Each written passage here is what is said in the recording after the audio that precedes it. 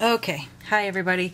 I've had a couple people ask me before how I got my impressed or white images on like my glassine bags when I did this glove thing and my corset card. So as all I use, I figured I'd do this quick tutorial and let you know.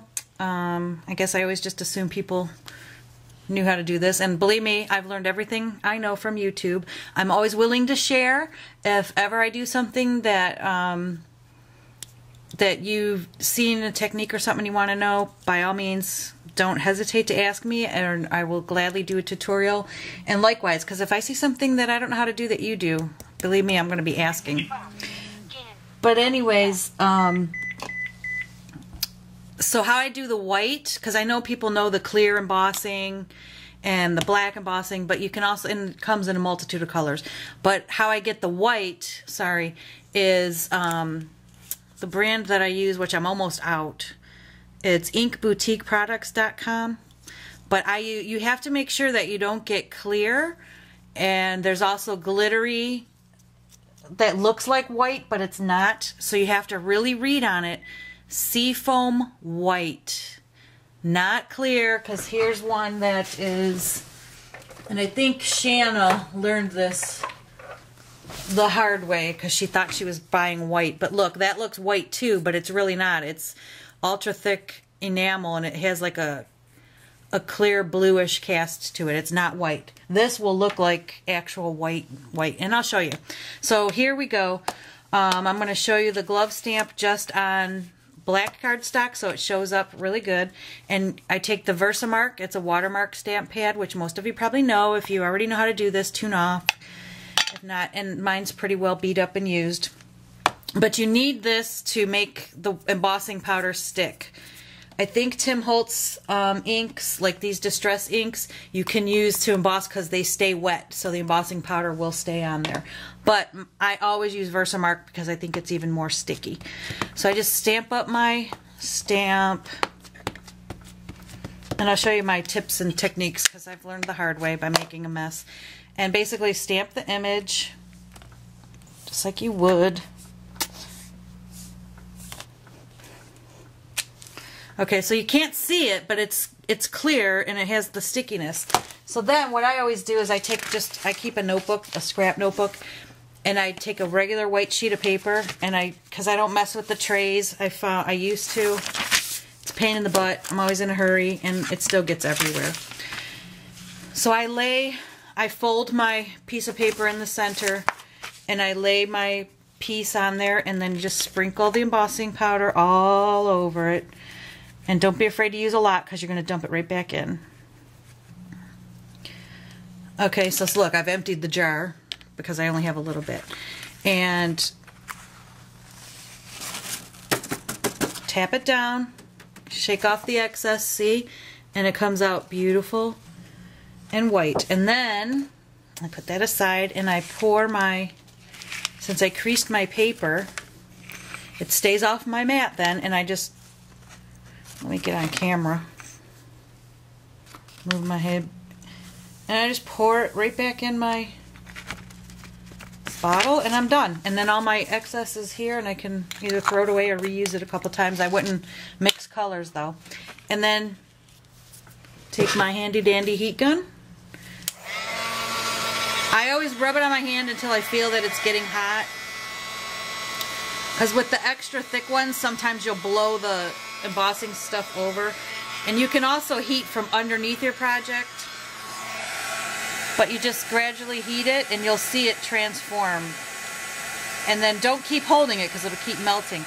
But what I like to do is I like to go in little sections, and you'll totally see it transform. Like, it's soft, but when it gets heated, you're going to see, I don't know if you can tell on camera, but it gets really white. So you'll be able to tell. And I kind of go in circles because you will burn your paper if you keep holding it, and you don't want to over melt it. You can under melt it for a different look if you want, but okay, it's as easy as that. Oh, I got the fingertip there.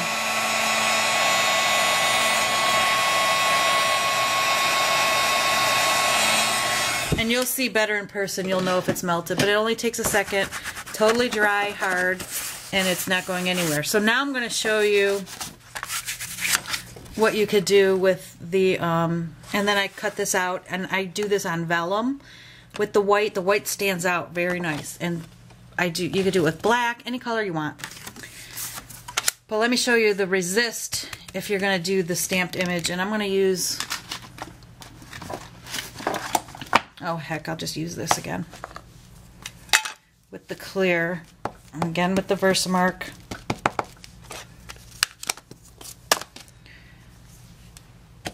And I'm just doing a tag so you can kind of see. There, you can see the imprint, it just makes it clear. Now I'm going to put clear embossing powder on this. This is a different piece of paper. But I want to show you how it'll resist your inks, which you might already know, and you probably already do, and if you don't, you learn something new. But I've had a couple questions, so I thought I would share this. Now this ultra thick is a lot thicker. It's not as coarsely ground. So sometimes you have to put more, and a lot of times with this I like to heat from underneath because the heat gun likes to blow it off.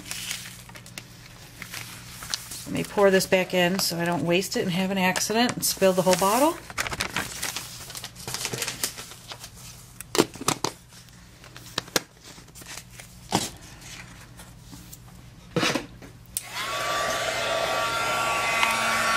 I'm just going to emboss from the bottom, or heat it from the bottom, and it will melt until I get it to kind of stick, and then I'll go on top of it because it's thicker. So alright, now just, and you can see it just turns to, it looks wet. It'll start turning and look wet like water.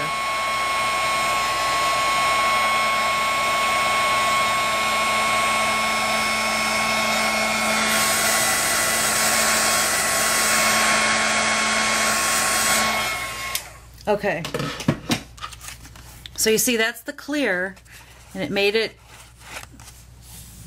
where it still shows the print, but now watch when I take like my inks and go over it. Oh, let me grab a color for you.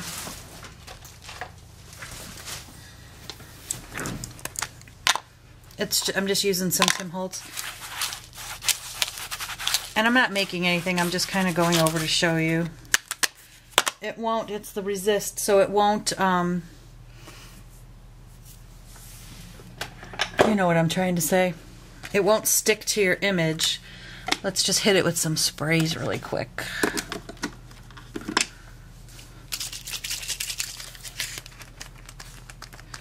Alright, bad example with that. Here we go. This is a nice dark color. So you can, if you like want wording or background images, look how pretty. It'll resist on your image. The ink won't penetrate through your embossing. Look at that, I just sprayed all over my stamp. So when you wipe it off,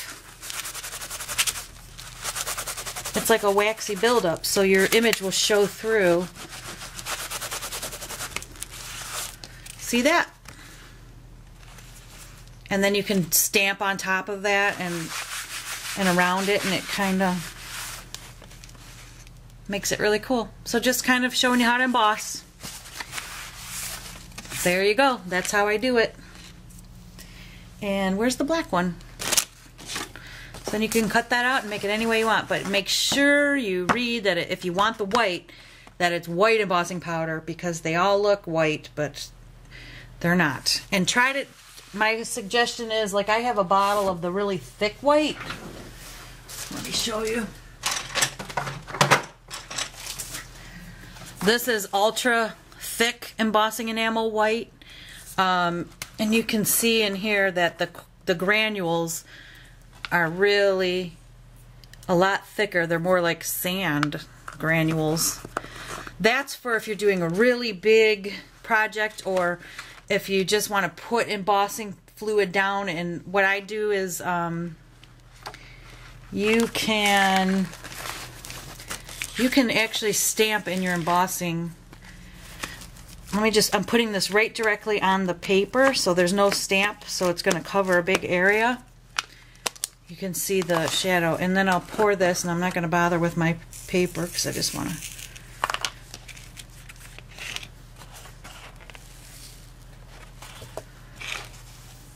show you real quick.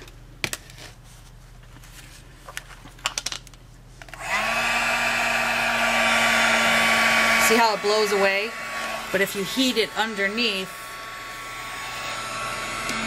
you'll still melt it.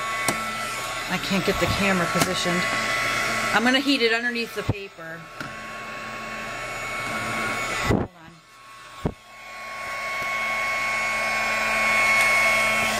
No!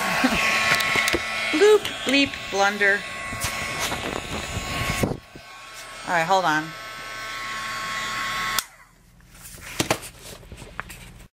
Alright, so that didn't work. But anyways, I'll heat this up and show you how you can add to it and then actually stamp in your image. So let me just get it heated real quick.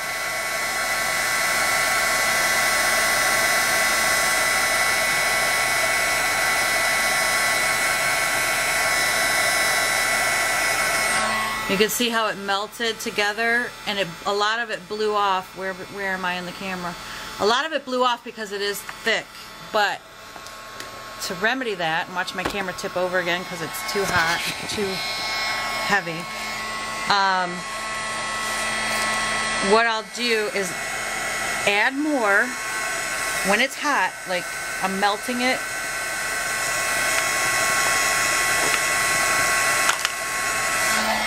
Add more embossing powder on because it's still not cooled and it'll stick. So you can build up your layers. This is a really bad video, I'm sorry. And then melt that again on top.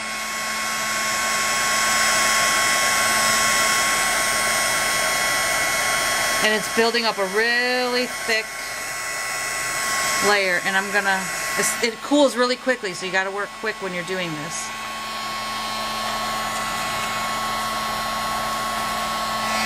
I'll heat that again.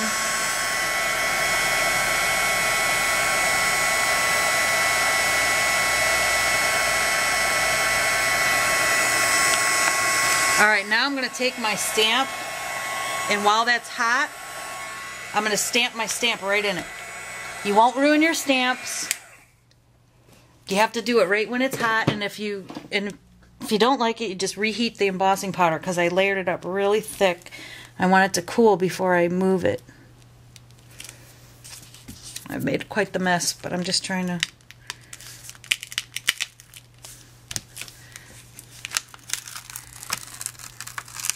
And then take your... See, it does nothing to your stamp once it cools. But look at that impression that is in that embossing powder by just layering it up and keep getting it thick. Add a layer, melt it while it's still hot, add another layer, and then stamp right into it as soon as you remove your heat gun because it cools in like a matter of seconds. But look at how cool that look is. Just, I mean, I can cut that out and make a card and just use that piece on a card. So there you go. Just a quick little tutorial on... This is really awkward how I have the camera positioned.